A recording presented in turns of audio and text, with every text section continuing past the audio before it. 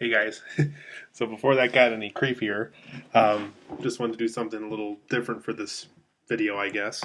I am going to review the film The Conjuring 2 for you today. This is the sequel to the new James Wan film.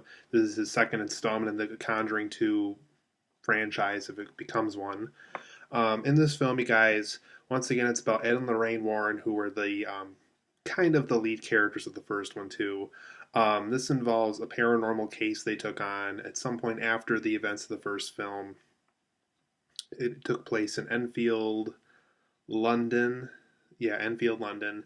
It was called the Enfield Poltergeist. And this young girl who was part of this family that moved into this apartment room. They were haunted by this old man that lived there, and he died in the home, and his spirit lived on. And so, for whatever reason, he's after this little girl in this family, and they eventually get a hold of the Warrens because they hear that the Warrens can take care of things like the police can't handle, and what the priests of the church can't handle because some of these priests in this area think that the whole thing was a hoax. So they get a hold of the Warrens, and they do what they can to try to get this ghost out of the house. And throughout the course of the film, they have to figure out, what this old man wants, what he's after, why specifically he's after this little girl, why he's trying to possess her, why he's after her spirit, why not the other sisters and specifically her. So this movie's all about that. It's all about the Warrens figuring out once again how to get rid of this certain ghost. How this one's different than the one that they took on in the Perry family case from the first film, how it's different from the Amityville case, what they bring up in this movie. So they got to figure out once again how to get rid of this new spirit because it seems like you can't get rid of the same ghost the same way. If they're different ghosts, they have to be handled different ways. And so the Warrens once again have to figure out how they can pull all this off again. So overall, guys, I liked The Conjuring 2. I thought it was a good movie. My biggest thing with this movie, though, was it is a sequel. I felt that James Wan could have done something more distinct with this movie to make it feel very different from the first. And I still think he could have maintained that really scary vibe from the first film while also telling a really different story. I think he wanted so badly to have that same success that the first film had that he forgot to make Conjuring 2 really its own movie. And I guess that was my biggest thing with this movie is it felt too safe and familiar. And for me, I think for a Conjuring 2 to work, you have to be able to break out of the box a little bit and make something that's very different, while also maintaining what made the first film very successful. So as a result, Conjuring 2 is kind of a mixed bag of thoughts, and I'm going to go over them in my positives and negatives for this review. So for my positives, one thing that the second film did carry on after the first film was James Wan still knows how to build up very good scares. The man knows how to make a good scary scene, how to do a good jump scare, how to build things up to make something more, to make it more scary than if you just normally jump to that part right away. So he builds up the scares very well, and he's just still very good at doing it after all these horror films later. He still knows how to do it very well. This film also has a very scary atmosphere to it. It's just a very chilling environment throughout the whole film. So if you liked that aspect of the first film, once again, James Wan does that again here. Very successful once again. This one's also a little bit more of a claustrophobic environment since they're in an apartment room and not in an entire house in this movie. So if you're more claustrophobic, this film might scare you a little bit more than the typical viewer, simply because they are in a more crammed environment in this film. So if that kind of thing scares you, obviously, I think this film might be a little bit more effective as far as the environment goes because it is a more claustrophobic environment that they use in this movie. I do like how they incorporate the Amityville case that the Warrens took on before this case, but I believe after the Perron family case. So the Amityville horror thing was taken on at some point in between this film and the previous Conjuring film. And so this film kind of incorporates how that Amityville case was incorporated and kind of how that kind of not really hurt this case, but it definitely got involved in the Enfield poltergeist case, and how Lorraine Warren was kind of sick of taking on these paranormal cases, and kind of how the Amityville horror case still kind of bothered her to this case, and how the later cases as well. Um, I like how this film also slows down on the character moments. It really does slow down to let us get to know the Warrens again, to get to know this new family that we get to follow around. So I like how this film slows down to let us get to know the characters sometimes.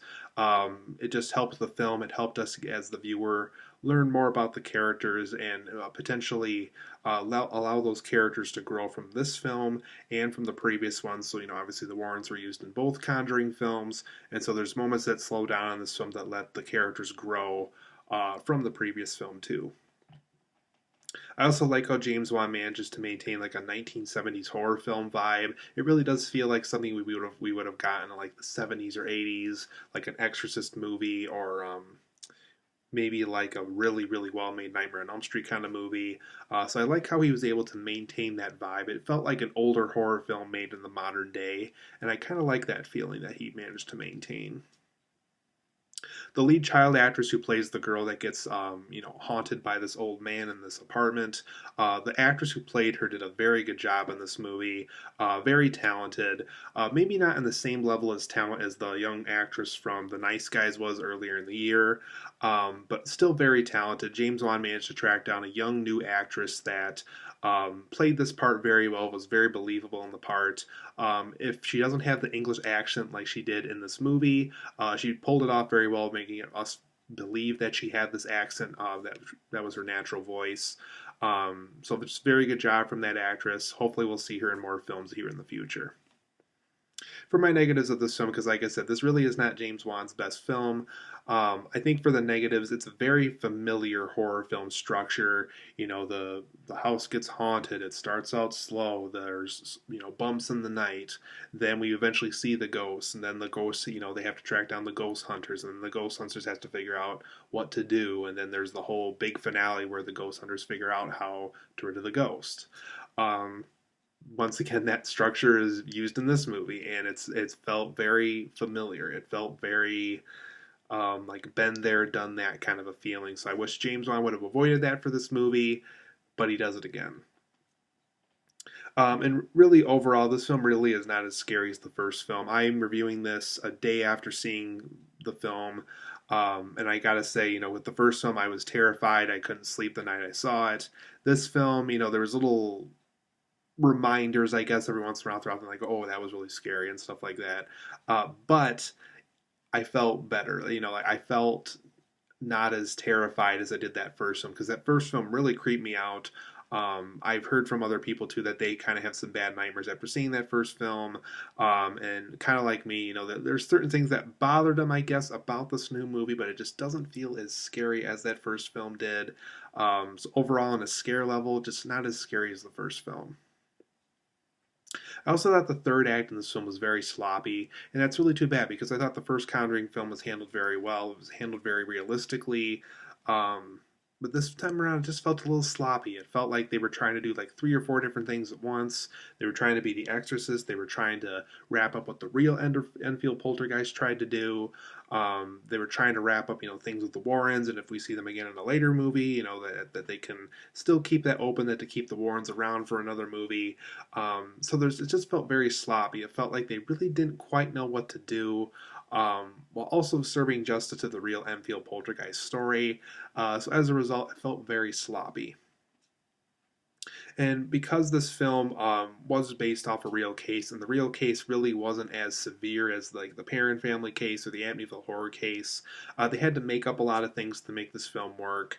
And unfortunately, there's a lot of times in this film where you can tell that a lot of things are made up to make this film work. Rather to make it work better as a horror film, or to add more cinematic tension. Because the real case, from what I heard about it, it wasn't as severe as this film makes it look like. Um, Obviously it was a pretty big deal. Obviously, there was a lot of documentation that happened. Um, there was a lot of things that people saw with their very own eyes that were very creepy with this case. But they had to make up a lot of things. That's really too bad, because the last Conjuring film, they really didn't have to make up a lot of stuff. Um, So it's really too bad that they really had to make up more things for this film just to make this certain film work, and they could have done something more along the line of the first film. I also thought, and this is really not James Wan's fault or the cast and crew's fault, but the people who were in charge of the trailers for this film, because there was so much marketing and because there were so many different trailers for this film, by the time you see this movie in the theater, I felt like some of the really good scares were already ruined just because the trailers already showed us how they play out. So by the time you see them in the theater, it's really the same scene. They really don't change it too much in post production.